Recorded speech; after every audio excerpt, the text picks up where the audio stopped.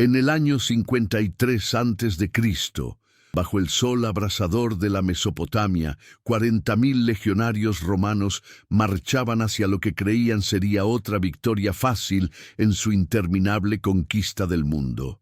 Liderados por Marco Licinio Craso, el hombre más rico de Roma, avanzaban con la arrogancia de quienes nunca habían conocido la verdadera derrota. Craso había comprado su camino hacia el poder, había aplastado la rebelión de Espartaco y ahora buscaba desesperadamente lo único que su fortuna infinita no podía comprar: gloria militar comparable a la de Pompeyo y César. Lo que no sabía, mientras sus botas aplastaban la arena ardiente, era que en menos de 72 horas su ejército sería aniquilado, su hijo decapitado, y él mismo sufriría una muerte tan humillante que se convertiría en leyenda. ¿Cómo pudo el imperio más poderoso de la antigüedad perder casi la mitad de sus fuerzas en una sola batalla contra un enemigo al que consideraba bárbaro e inferior? La respuesta yace en la confluencia de la ambición desmedida, la arrogancia cultural y una innovación militar que cambiaría para siempre la forma en que se libraban las guerras en el mundo antiguo. Pero antes de presenciar la catástrofe, debemos entender al hombre que la provocó y al imperio que creyó invencible hasta ese día fatídico en las llanuras de Carras. Si te apasiona descubrir la historia que los libros de texto omitieron, suscríbete ahora y activa la campana. Aquí desenterramos el pasado sin censura. Marco Licinio Craso nació en una familia patricia romana alrededor del año 115 a.C., en una época donde Roma se desgarraba internamente en guerras civiles mientras expandía sus fronteras externamente. Su padre, Publio Licinio Craso, había sido cónsul y censor, posiciones de enorme prestigio en la jerarquía romana. Pero el joven Marco vivió la cara oscura del poder cuando su padre y su hermano fueron ejecutados durante las purgas de Mario en el año 87 a.C. Craso huyó a Hispania, donde se escondió en una cueva durante 8 meses, sobreviviendo gracias a un amigo de la familia que le llevaba comida en secreto. Esta experiencia temprana de pérdida y vulnerabilidad moldeó al hombre que se convertiría en sinónimo de riqueza, pero también de una ambición voraz e insaciable. Cuando Sila marchó sobre Roma y derrotó a los partidarios de Mario, Craso vio su oportunidad. Se unió al ejército de Sila y participó en la batalla de la Puerta Colina en el año 82 a.C., donde demostró ser un comandante competente, aunque no brillante. Sin embargo, su verdadero talento emergió después de la victoria. Mientras Sila proscribía a miles de enemigos políticos y confiscaba sus propiedades, Craso compró estas propiedades a precios ridículamente bajos, acumulando una fortuna estimada en 200 millones de sestercios, el equivalente a casi 2.000 millones de dólares actuales. Su método era simple pero efectivo. Cuando los edificios en Roma se incendiaban, Craso ofrecía comprarlos a precios mínimos mientras ardían. Si los dueños se negaban, simplemente dejaba que se consumieran. Si aceptaban, su brigada privada de 500 bomberos apagaba las llamas y reconstruía las propiedades para venderlas o alquilarlas. Pero la riqueza sin honor en Roma era como poseer una espada sin filo. Craso observaba con envidia creciente cómo Pompeyo Magno regresaba de sus campañas en Oriente cubierto de gloria, celebrado en triunfos magníficos donde el pueblo aclamaba su nombre. Observaba cómo el joven Julio César ascendía meteóricamente en popularidad, conquistando las Galias y enviando reportes de sus victorias que eran leídos ávidamente en el foro. ¿Qué tenía Craso para mostrar? Dinero. Montañas de dinero, pero los romanos reverenciaban a los conquistadores, no a los banqueros. La oportunidad de Craso llegó en el año 73 a.C., cuando un gladiador tracio llamado Espartaco lideró una rebelión de esclavos que humilló a Roma durante 2 años. Después de que varios comandantes fracasaran en sofocar la revuelta, El Senado le otorgó a Craso un comando especial con 6 legiones. Lo que siguió fue una campaña brutal, donde Craso demostró que si le faltaba genio militar, le sobraba despiadada determinación. Cuando una de sus legiones huyó en batalla, Craso revivió la antigua práctica de la decimación. Dividió a los soldados cobardes en grupos de 10 y obligó a cada grupo a matar a golpes a uno de sus propios compañeros, elegido al azar. 500 hombres murieron así, aplastados por las manos de sus hermanos de armas. El mensaje fue claro: más valía morir luchando contra el enemigo que vivo como cobarde ante Craso. La táctica funcionó. Sus legiones, aterrorizadas de su propio comandante tanto como del enemigo, pelearon con desesperación renovada. En la primavera del año 71 a.C., Craso acorraló a Espartaco y sus 70.000 seguidores en el sur de Italia. En la batalla final, Espartaco murió luchando, su cuerpo tan mutilado que nunca fue identificado con certeza.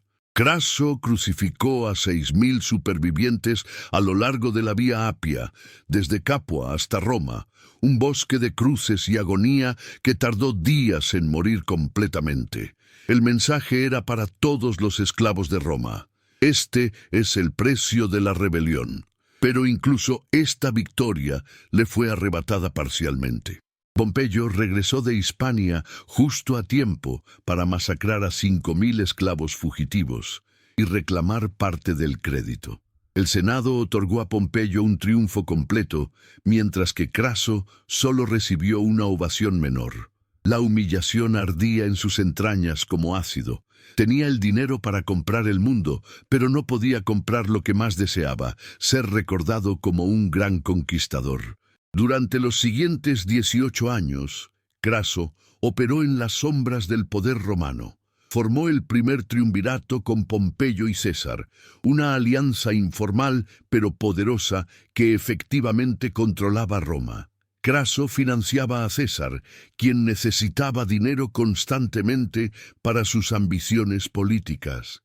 A cambio, César usaba su popularidad para proteger los intereses de Craso. Pompeyo aportaba prestigio militar y conexiones políticas. Era un triángulo de conveniencia donde cada hombre usaba a los otros dos para sus propios fines. Pero Craso, ahora en sus 60 años, sentía que el tiempo se le escapaba. César conquistaba las Galias y se convertía en héroe del pueblo. Pompeyo consolidaba su poder en el este del Mediterráneo. Y Craso seguía siendo el hombre más rico de Roma, pero ¿quién recordaría eso en 100 años? Necesitaba una guerra, necesitaba una conquista, necesitaba un enemigo digno de vencer. Lo encontró en el Imperio Parto, el vasto reino que se extendía desde el Éufrates hasta las fronteras de la India. Los partos habían sido una irritación menor para Roma durante décadas, controlando las lucrativas rutas comerciales de la seda y las especias. Más importante aún, habían derrotado recientemente a varios ejércitos romanos menores, una afrenta que el Senado no podía ignorar indefinidamente. Para Craso era perfecto, un enemigo rico, prestigioso y aparentemente vulnerable. Si conquistaba Partia, su fortuna se duplicaría y finalmente tendría la gloria militar que tanto ansiaba. Sería recordado junto a Alejandro Magno, quien había conquistado el imperio persa siglos antes en esas mismas tierras. En el año 55 a.C., usando su influencia y riqueza, Craso se aseguró el gobierno de Siria y un comando militar especial para hacer guerra contra Partia. El Senado estaba dividido. Muchos senadores veían la expedición como innecesaria y peligrosa. Los augures declararon que los dioses no favorecían la campaña. Cuenta la tradición que cuando Craso salió de Roma, un tribuno de la plebe llamado Ateyo Balbo realizó ceremonias de maldición contra él en las puertas de la ciudad, invocando a los dioses infernales para que destruyeran al comandante arrogante. Craso ignoró todas las advertencias. A sus 62 años, esta era su última oportunidad de gloria. Llegó a Siria en el año 54 a.C. con 7 legiones, aproximadamente 40.000 infantes pesados, complementados por 4.000 jinetes auxiliares y 4.000 infantería ligera. Era una fuerza masiva según cualquier estándar romano. Las legiones romanas eran la infantería más disciplinada y efectiva del mundo conocido. Cada legionario cargaba un escudo rectangular grande, una espada corta gladius para combate cercano y 2 jabalinas pilum diseñadas para penetrar escudos enemigos. Entrenaban incesantemente en formaciones de tortuga y cuña que habían aplastado a galos, germanos, hispanos y griegos. ¿Por qué serían los partos diferentes? Durante el primer año, Craso condujo incursiones menores en territorio parto, capturando varias ciudades en Mesopotamia. Estas victorias fáciles inflaron aún más su confianza. Los partos parecían evitar el combate directo, retirándose ante el avance romano. Craso interpretó esto como cobardía. En realidad era estrategia. Los comandantes partos estaban estudiando las tácticas romanas, identificando debilidades y preparando una trampa. El imperio parto era fundamentalmente diferente de cualquier enemigo que Roma hubiera enfrentado.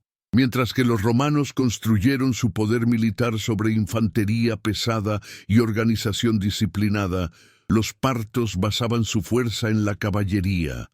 Eran herederos de las tradiciones de combate de los antiguos escitas y persas, pueblos de las estepas que habían dominado el arte de la guerra montada durante milenios. Pero los partos habían perfeccionado algo que ningún enemigo anterior de Roma poseía: el catafracto. ¿Qué era un catafracto? Imagina un jinete completamente cubierto en armadura de escamas metálicas, montando un caballo igualmente blindado, cargando con una lanza de 4 metros de largo. Eran los tanques de la antigüedad, capaces de romper formaciones enemigas con cargas devastadoras. Pero esa era solo la mitad de la ecuación militar parta. La otra mitad eran los arqueros montados, jinetes ligeros, armados con arcos compuestos extremadamente poderosos, capaces de disparar flechas a más de 300 metros de distancia.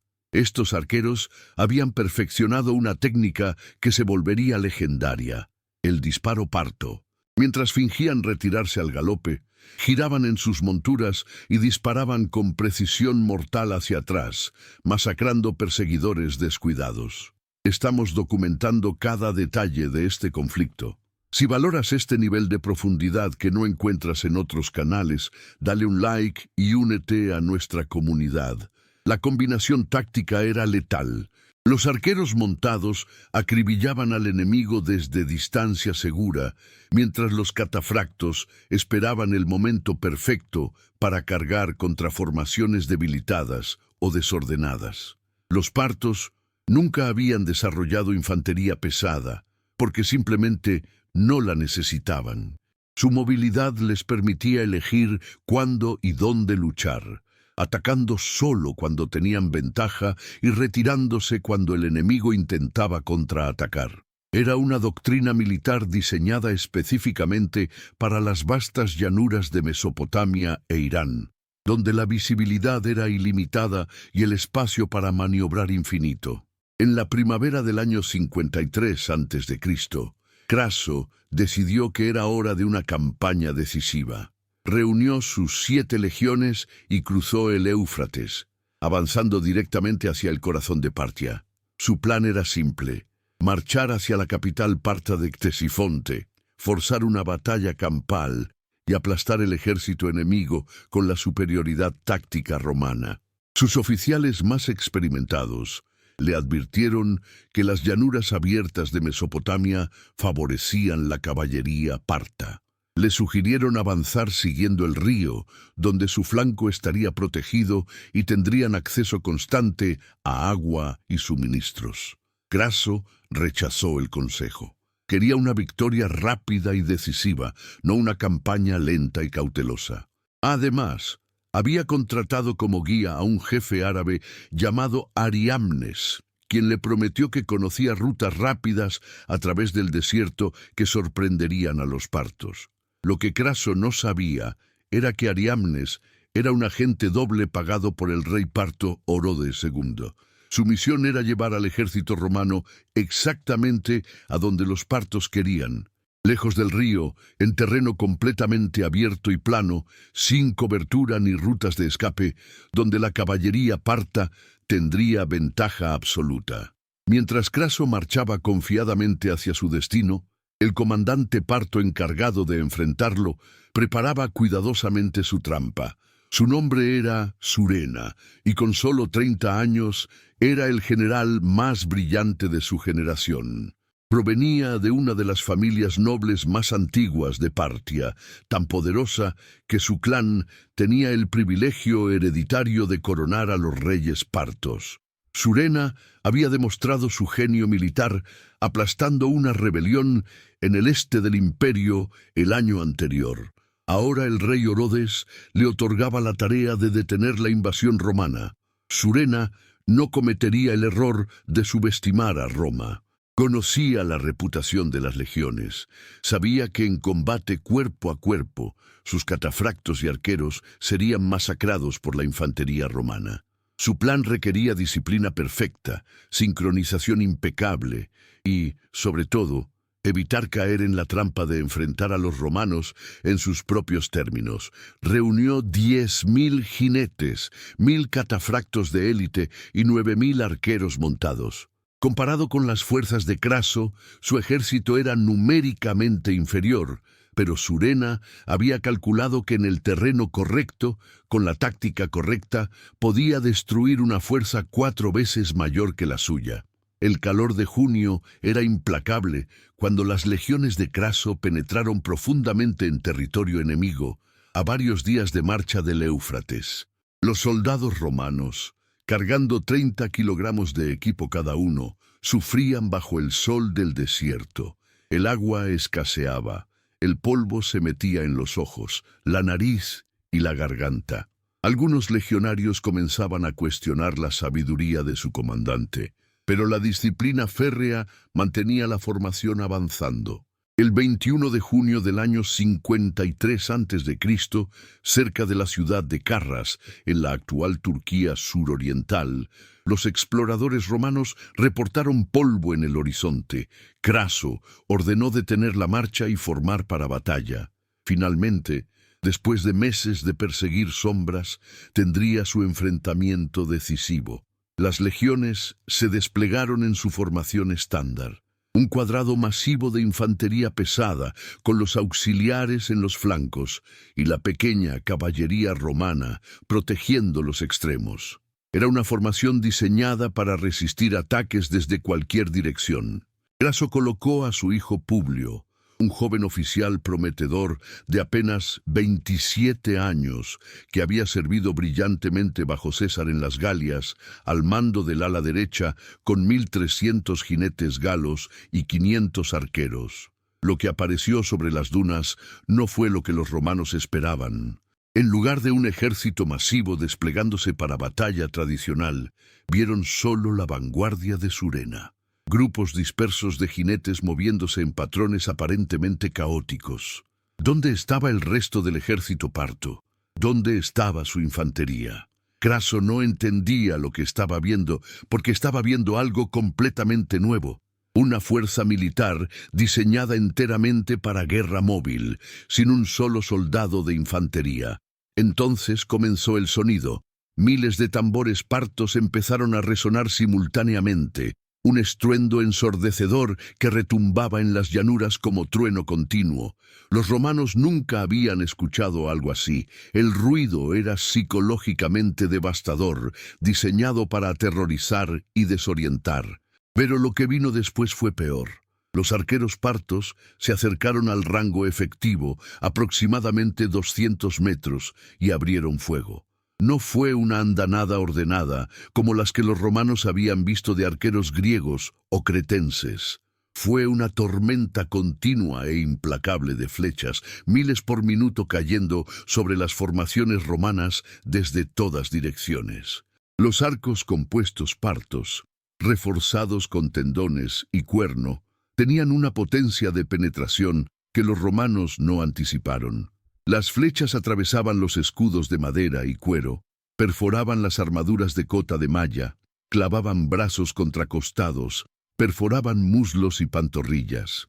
Los legionarios intentaron mantener la formación de tortuga, superponiendo sus escudos sobre sus cabezas y alrededor del perímetro. Funcionó parcialmente, pero el volumen de fuego era abrumador. Los hombres caían constantemente. Lo que era peor, los partos no se acercaban nunca lo suficiente para que los romanos pudieran contraatacar. Cada vez que una unidad romana intentaba cargar, los arqueros montados simplemente se alejaban al galope, manteniendo siempre distancia segura mientras continuaban disparando. Craso esperaba que eventualmente los partos se quedaran sin flechas. Era lógico. Cada arquero solo podía cargar cierta cantidad de proyectiles. Cuando se agotaran, las legiones cargarían y masacrarían a los jinetes en combate cuerpo a cuerpo. Pero Surena había anticipado exactamente este pensamiento. Detrás de las líneas de arqueros, había organizado un tren de suministros de 1000 camellos cargados exclusivamente con flechas. Cada vez que un arquero agotaba su carcaj, galopaba hacia atrás, recargaba y regresaba al combate. Las flechas nunca cesaban. Durante horas, las legiones romanas permanecieron inmóviles, sangrando bajo el sol, mientras los partos las acribillaban metódicamente. Los gritos de los heridos llenaban el aire. Los hombres morían lentamente, convertidos en puercoespines humanos, con media docena de flechas clavadas en sus cuerpos. La sed se volvía insoportable. La moral comenzaba a desmoronarse. Algunos soldados entraban en pánico e intentaban huir, solo para ser perseguidos y masacrados por los jinetes partos. Craso cometió entonces su error fatal. Desesperado por romper el estancamiento, ordenó a su hijo Publio que tomara la caballería gala y los arqueros y persiguiera a los jinetes partos para darles alcance y destruirlos. Publio, joven y valiente pero inexperto en este tipo de guerra, obedeció inmediatamente. Con 1800 hombres cargó contra los arqueros enemigos que comenzaron inmediatamente a retirarse. Era exactamente lo que Surena esperaba. Publio persiguió a los partos que huían durante varios kilómetros, alejándose del cuerpo principal del ejército romano. Creyó que finalmente los tenía. Sus jinetes galos eran excelentes guerreros, famosos en toda Europa por su ferocidad. Pero cuando alcanzó una elevación menor del terreno, lejos de cualquier apoyo, los partos dejaron de huir. De repente, desde detrás de las dunas, emergieron los catafractos de Surena. 1000 jinetes pesados, hombres y caballos blindados como dragones de acero, formaron línea y cargaron directamente contra la fuerza de Publio. El impacto fue catastrófico. Las lanzas de 4 metros de los catafractos atravesaban 2 hombres seguidos. Los caballos galos, sin armadura, eran empalados o destripados. La caballería de Publio, atrapada entre los catafractos que cargaban de frente y los arqueros que los rodeaban por los flancos, fue aniquilada en minutos. Los jinetes galos lucharon desesperadamente. Algunos saltaron de sus monturas e intentaron apuñalar los vientres de los caballos enemigos, las únicas partes no cubiertas por armadura. Pero eran demasiado pocos contra demasiados. Publio organizó a sus supervivientes, tal vez 500 hombres, en una colina menor. Estaban completamente rodeados. Las flechas llovían sin cesar. Los heridos gritaban pidiendo agua que no existía. Publio sabía que estaban perdidos. Un arquero parto le atravesó el brazo con el que sostenía las riendas de su caballo, clavándolo contra su propio costado. Incapaz de controlar su montura o empuñar su espada, ordenó a su escudero que lo matara antes que permitir que los partos lo capturaran vivo. El escudero, llorando, obedeció, atravesando a Publio con su propia espada. Luego se suicidó. Alrededor de ellos, los últimos defensores fueron masacrados hasta el último hombre. Los partos decapitaron a Publio y montaron su cabeza en una lanza. Mientras el hijo de Craso moría en las llanuras, su padre esperaba ansiosamente noticias de la victoria que nunca llegaría. Cuando los exploradores partos cabalgaron de regreso hacia las líneas principales romanas, llevaban más que sus armas. Llevaban el trofeo que romperían el espíritu del ejército más poderoso del mundo. El estandarte apareció en la distancia. Al principio, los romanos no podían distinguir qué era. Cuando se acercó lo suficiente, el horror se extendió como fuego por las filas. Era la cabeza de Publio Craso, hinchada por el calor, los ojos vacíos mirando a la nada. Los partos la exhibieron frente a las líneas romanas, gritando burlas. Querían que el padre viera lo que le había pasado a su hijo. Marco Licinio Craso, el hombre más rico de Roma, el aplastador de Espartaco, el miembro del triunvirato más poderoso de la historia, vio la cabeza de su hijo único montada en una lanza enemiga, y algo se rompió en su interior. Los oficiales a su alrededor reportaron que su rostro se volvió gris como la ceniza. No dijo nada por varios minutos. Simplemente miraba fijamente el trofeo macabro que los partos paseaban triunfalmente. Finalmente habló, pero su voz era la de un hombre muerto que aún caminaba. Ordenó a las legiones retroceder hacia Carras, la ciudad fortificada más cercana. Era una retirada que se convertiría en desastre. Las legiones, desmoralizadas y sangrantes, intentaron retirarse en formación mientras los partos los perseguían sin piedad. Los jinetes enemigos rodeaban constantemente las columnas romanas, disparando desde todos los ángulos. Los heridos que no podían mantener el paso eran abandonados, gritando mientras los partos los remataban o los capturaban para torturarlos posteriormente. 4.000 romanos murieron en la persecución hacia Carras. Cuando las legiones supervivientes alcanzaron finalmente las murallas de la ciudad al caer la noche, habían perdido más de 20.000 hombres en un solo día. Era la peor derrota romana en generaciones y aún no había terminado. Craso y sus oficiales se reunieron esa noche en Carras en consejo de guerra desesperado. La ciudad no podía sostener a todo el ejército por mucho tiempo. Los suministros eran limitados. Los partos rodeaban la ciudad y cortaban todas las rutas de escape.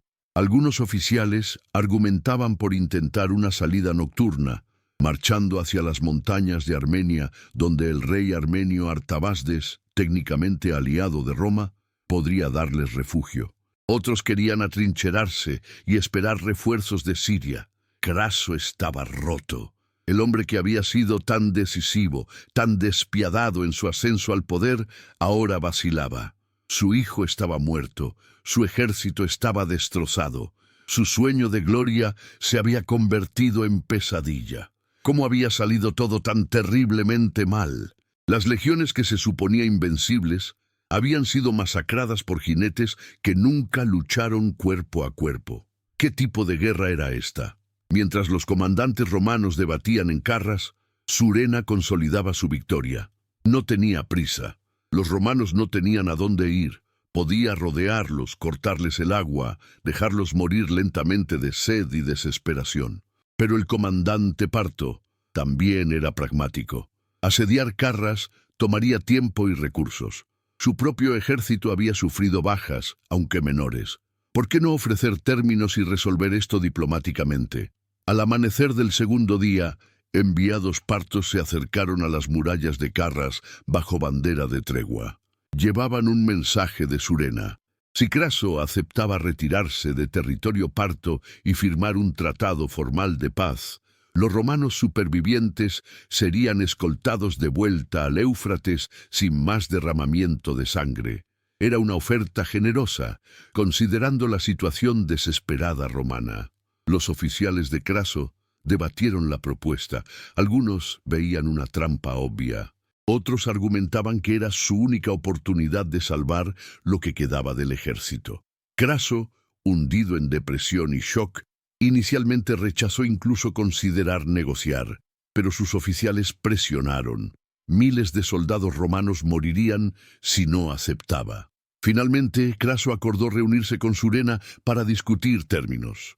La trampa que Surena había preparado en Carras no era militar, sino psicológica. No necesitaba destruir físicamente a las legiones restantes. Ya las había derrotado. Lo que necesitaba era el símbolo final de humillación romana, el comandante enemigo rindiéndose personalmente. Si Craso salía de la ciudad para negociar, estaría vulnerable. Y Surena podía usar esa vulnerabilidad para terminar esto de una vez. El encuentro se programó para el mediodía del tercer día. Craso, acompañado por su estado mayor de oficiales de alto rango, salió de Carras y cabalgó hacia el campamento parto. Era una trampa tan obvia que incluso sus propios oficiales protestaron, pero Craso estaba más allá de cuidar por su propia seguridad. Su hijo estaba muerto. Su ejército estaba destruido, su reputación estaba arruinada. ¿Qué más importaba? Cuando Craso y su comitiva llegaron al campamento parto, Surena los recibió con gran ceremonia. Había preparado un banquete, con vino y comida. Habló cortésmente sobre términos de paz razonables.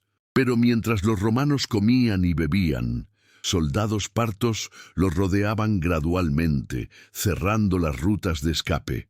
Entonces uno de los oficiales de Craso, un legado llamado Octavio, notó que les estaban ensillando caballos de montura baja, los tipos de caballos que los partos usaban para prisioneros. Comprendió inmediatamente. Esto no era una negociación, era una captura. Gritó advertencia y sacó su espada, atacando a los soldados partos más cercanos. Se desató el caos. Los oficiales romanos pelearon desesperadamente, pero estaban superados en número 10-1. Uno por uno fueron derribados. Craso, ahora con 62 años y nunca un guerrero particularmente hábil, fue desarmado rápidamente.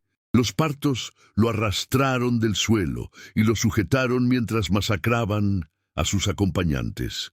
Algunos historiadores posteriores afirmarían que un soldado parto lo decapitó ahí mismo. Otros sostienen que fue llevado vivo ante Surena, quien ordenó su ejecución inmediata. La historia no termina aquí. Asegúrate de estar suscrito para que YouTube te notifique inmediatamente cuando subamos la conclusión de esta saga.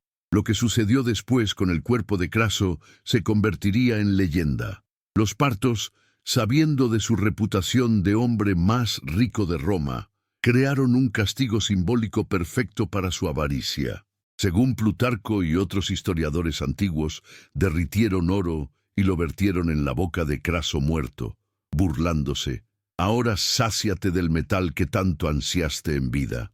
Era una imagen tan poderosa, tan visceralmente apropiada, que se repetiría en la literatura y el arte durante 2000 años.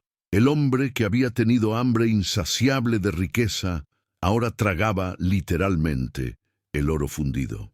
La cabeza decapitada de Craso fue enviada al rey Orodes II, quien en ese momento estaba asistiendo a una representación de la tragedia griega Las Bacantes de Eurípides en la corte del rey armenio Artabasdes. Cuando la cabeza llegó, el actor que interpretaba a Ágave, quien en la obra carga la cabeza de su propio hijo Penteo después de matarlo en frenesí báquico, reemplazó la cabeza teatral por la real cabeza de Craso. El público, horrorizado y fascinado, contempló cómo la ficción y la realidad se mezclaban en una escena de horror que ninguno olvidaría. De las 7 legiones y 44.000 hombres que Craso llevó a Partia, solo 10.000 regresaron vivos a Siria. 20.000 habían muerto en combate. Los restantes 14.000 fueron capturados por los partos y llevados como esclavos al este, hasta las fronteras más remotas del imperio parto. Algunos reportes sugieren que terminaron como guarniciones fronterizas en la actual Turkmenistán, defendiendo las fronteras orientales partas contra invasores nómadas. Nunca regresaron a Roma. Parte 2. Si acabas de llegar, suscríbete para no perderte el archivo completo de documentales que estamos construyendo. La batalla de Carras no fue simplemente una derrota militar. Fue un cataclismo que reverberó por todo el mundo antiguo y cambió fundamentalmente el equilibrio de poder entre Oriente y Occidente por generaciones. Cuando las noticias del desastre llegaron a Roma en el otoño del año 53 a.C., la ciudad entró en shock colectivo. ¿Cómo era posible que las legiones invencibles hubieran sido aniquiladas por jinetes que la propaganda romana caracterizaba como bárbaros medio civilizados? ¿Cómo había muerto el hombre más rico de la República, humillado y ejecutado como criminal común? El Senado romano declaró días de luto público. Las familias de los 20.000 muertos llenaban las calles con sus lamentos. Pero más allá del dolor personal, había terror político. Roma ahora entendía que enfrentaba un enemigo genuinamente peligroso en el este, un imperio con capacidad militar para desafiar la hegemonía romana. El equilibrio de terror que había mantenido paz entre los imperios durante décadas había sido destrozado en una sola tarde sangrienta en las llanuras de Mesopotamia. Para Julio César y Pompeyo, los dos sobrevivientes del triunvirato, la muerte de Craso era tanto oportunidad como amenaza. Su alianza triangular se había basado en equilibrio mutuo. Ninguno de los tres era lo suficientemente poderoso para dominar a los otros dos solos. Con Craso muerto, ese equilibrio se rompió. César estaba en las Galias, consolidando su control sobre territorios recién conquistados y construyendo lealtad fanática entre sus legiones. Pompeyo estaba en Roma, manipulando el Senado y consolidando su poder político. Los dos hombres se estudiaban mutuamente como gladiadores antes de combate inevitable. Todos sabían que la República no podría contener a ambos. Pero antes de que Roma pudiera resolver sus tensiones internas, enfrentaba una amenaza externa inmediata. Los partos, envalentonados por su victoria aplastante, comenzaron incursiones agresivas en Siria. Surena lideró expediciones de saqueo que penetraron profundamente en territorio romano, quemando ciudades y capturando miles de prisioneros adicionales. La provincia romana de Siria, clave para el comercio y la seguridad del Mediterráneo oriental, parecía al borde del colapso. Los gobernadores locales enviaban reportes desesperados a Roma pidiendo refuerzos inmediatos. Irónicamente, fue Surena quien pagó el precio de su propio éxito. El rey Orodes II, quien había estado combatiendo en Armenia durante la batalla de Carras, comenzó a temer el prestigio creciente de su brillante general. Surena regresó a Partia como héroe conquistador, aclamado por el pueblo como el hombre que había humillado a Roma. Sus soldados lo adoraban, las familias nobles lo cortejaban. Se estaba volviendo demasiado poderoso, demasiado popular. En las cortes orientales, donde la paranoia real era estilo de vida, tal popularidad era sentencia de muerte. En el año 52 a.C., apenas un año después de Carras, Orodes invitó a Surena a la corte con pretexto de celebrar su victoria. Cuando el general de 31 años llegó, confiando en la gratitud de su rey, fue arrestado inmediatamente bajo cargos fabricados de traición. Orodes lo ejecutó sin juicio.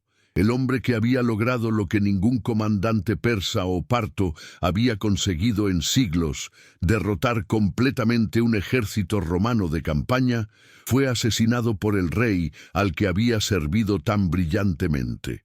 Era una tragedia típicamente oriental. El poder no toleraba rivales, ni siquiera salvadores. La muerte de Surena debilitó temporalmente la capacidad ofensiva parta. Sin su genio táctico, las incursiones en territorio romano perdieron efectividad.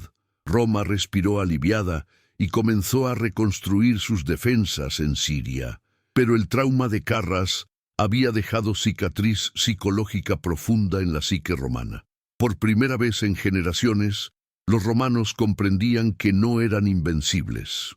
Existía un enemigo que podía destruirlos en campo abierto. Las implicaciones militares de la batalla fueron analizadas exhaustivamente por los comandantes romanos.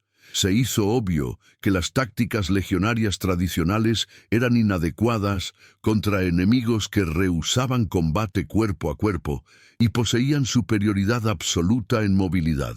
Roma necesitaba desarrollar fuerzas de caballería equivalentes, mejorar su arquería y adaptar sus formaciones para terreno abierto.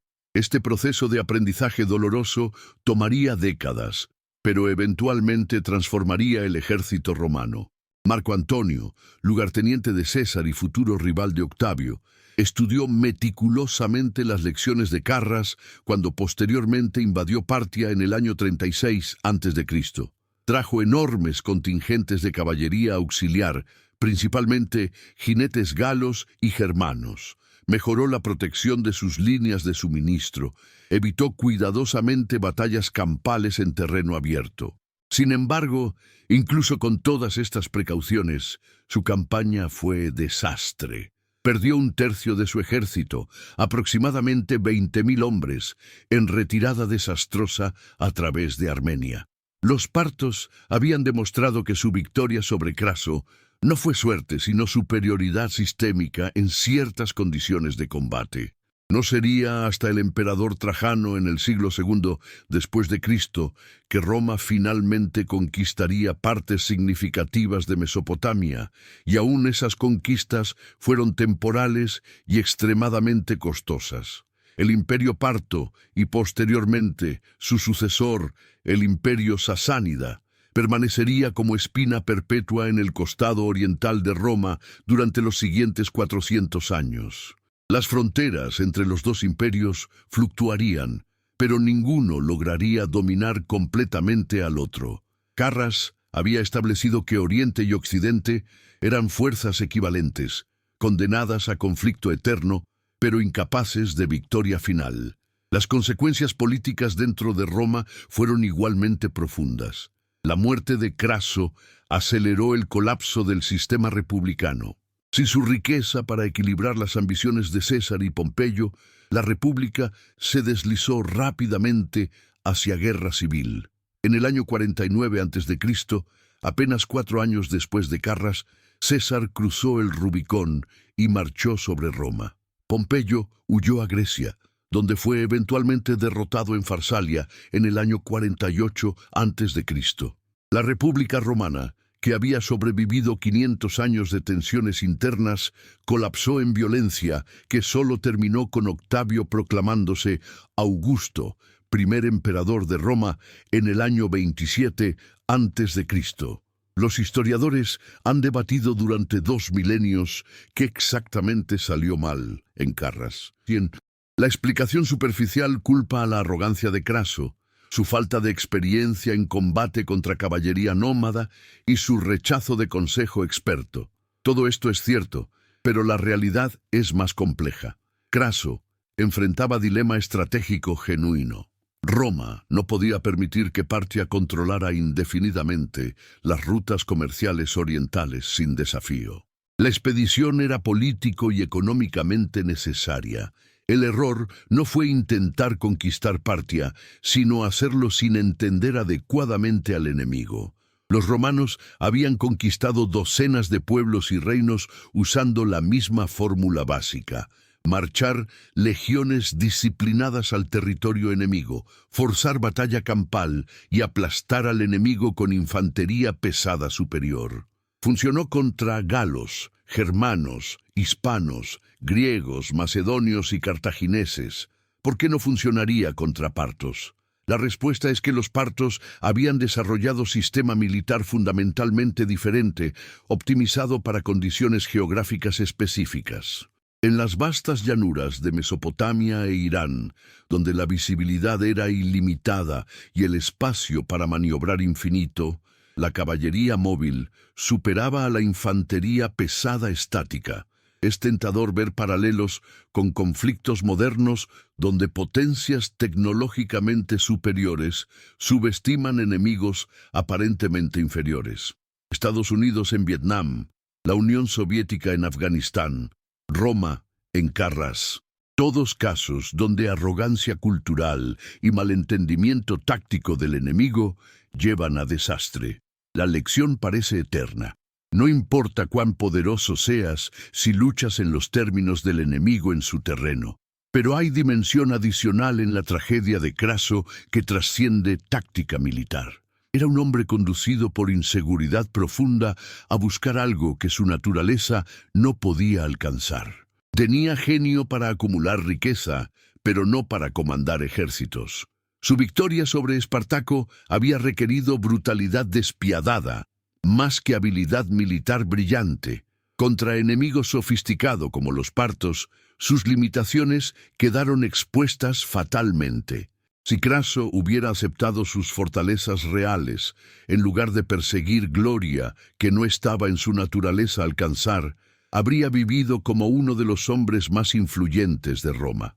En cambio, murió humillado, su cuerpo profanado, su nombre convertido en sinónimo de ambición que destruye. El destino de su hijo Publio añade dimensión particularmente trágica. A diferencia de su padre, Publio había demostrado genuino talento militar sirviendo bajo César en las Galias. Era valiente, popular entre sus tropas y tenía futuro brillante. Su muerte a los 27 años, ordenando suicidio asistido para evitar captura, representa la generación joven de Roma sacrificada por las ambiciones de la vieja.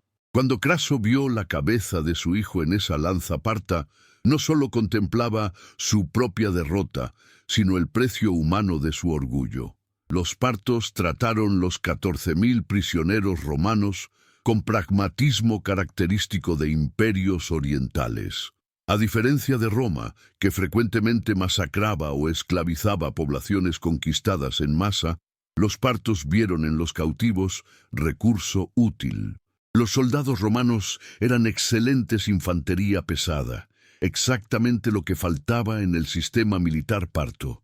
Fueron trasladados a la frontera oriental del imperio, en la actual Turkmenistán y Uzbekistán, donde el imperio parto enfrentaba constantes incursiones de tribus nómadas de las estepas.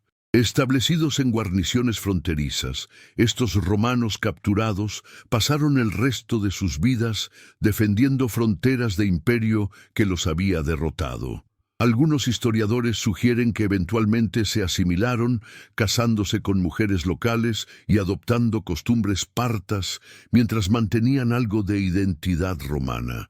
Ciertas fuentes chinas del período Han mencionan encuentros con mercenarios de ojos claros, usando formaciones y tácticas que parecen romanas en Asia Central, posiblemente descendientes de estos prisioneros de Carras. Nunca sabremos con certeza su destino final, pero murieron lejos de casa, olvidados por la República que los había enviado a conquistar Oriente. Las águilas legionarias capturadas en Carras, los estandartes sagrados de las legiones que representaban el honor de Roma, permanecieron en manos partas durante 33 años. Para los romanos era humillación insoportable. Las águilas eran más que símbolos, eran objetos casi religiosos cuya pérdida deshonraba no solo la legión, sino toda Roma. Recuperarlas se convirtió en obsesión nacional. Finalmente, en el año 20 a.C., el emperador Augusto negoció su retorno. Notablemente, no fue recuperación militar, sino diplomática. Augusto, más pragmático que sus predecesores republicanos, comprendía que conquistar Partia era imposible con recursos disponibles. En lugar de otra expedición militar desastrosa, usó combinación de amenazas, sobornos y diplomacia hábil para convencer al rey parto de devolver los estandartes. Augusto presentó esto como gran victoria en propaganda romana, comisionando monumentos y monedas celebrando la recuperación de las águilas. En realidad, fue admisión implícita de que Roma no podía derrotar militarmente a Partia y debía aceptar coexistencia. Esta aceptación marcó maduración fundamental de estrategia imperial romana.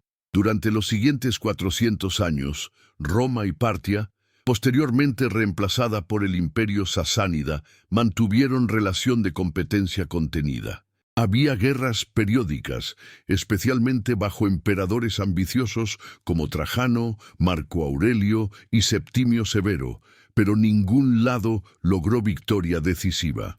Desarrollaron sistema de estados tapón en Armenia y Mesopotamia, reinos clientes que absorbían choques entre los dos gigantes. Esta rivalidad, Roma-Partia-Persia, se convirtió en característica definitoria del mundo antiguo tardío. Drenaba recursos masivos de ambos imperios. Cuando aparecieron los árabes islámicos en el siglo VII después de Cristo, encontraron tanto el Imperio Romano Oriental, bizantino, como el Imperio Sasánida persa exhaustos por siglos de guerra mutua. Ambos imperios colapsaron rápidamente ante los invasores árabes, parcialmente porque habían gastado su fuerza combatiéndose mutuamente durante generaciones. Carras fue el encuentro inicial que estableció este patrón de rivalidad destructiva. Las innovaciones tácticas que los partos demostraron en Carras influenciaron desarrollo militar por siglos. La combinación de arqueros montados y caballería pesada se convirtió en estándar para ejércitos de estepas y Oriente Medio. Los bizantinos eventualmente adoptaron catafractos como unidad de élite central. Los árabes, turcos y mongoles todos emplearon variaciones de doctrina parta, movilidad extrema, hostigamiento con arquería y cargas de choque de caballería pesada en momento crítico. Incluso en Europa occidental, donde infantería pesada continuó dominando campo de batalla medieval, el recuerdo de Carras sirvió como advertencia contra arrogancia táctica. Los caballeros franceses que cargaron temerariamente contra arqueros ingleses en Crecy y Agincourt en los siglos XIV y XV estaban repitiendo esencialmente error de Craso, asumir que valor y equipo superior garantizaban victoria sin considerar táctica enemiga y terreno. Los resultados fueron similarmente desastrosos. El oro fundido vertido en la boca de Craso se convirtió en una de las imágenes más duraderamente poderosas de la literatura antigua. Aparece en obras de Plutarco, Casio y otros historiadores. La historia puede ser apócrifa, posiblemente inventada o embellecida por escritores posteriores buscando moraleja perfecta, pero su persistencia refleja verdad emocional profunda. Craso representaba la avaricia descontrolada y su castigo fue símbolo perfecto de justicia poética. El hombre que nunca tuvo suficiente oro en vida fue forzado a consumirlo en muerte. Si quieres que sigamos produciendo documentales de larga duración, la mejor forma de apoyarnos es suscribiéndote. Comenta qué otra historia olvidada deberíamos investigar.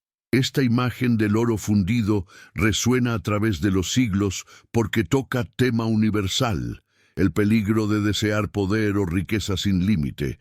Craso no era simplemente codicioso en sentido ordinario.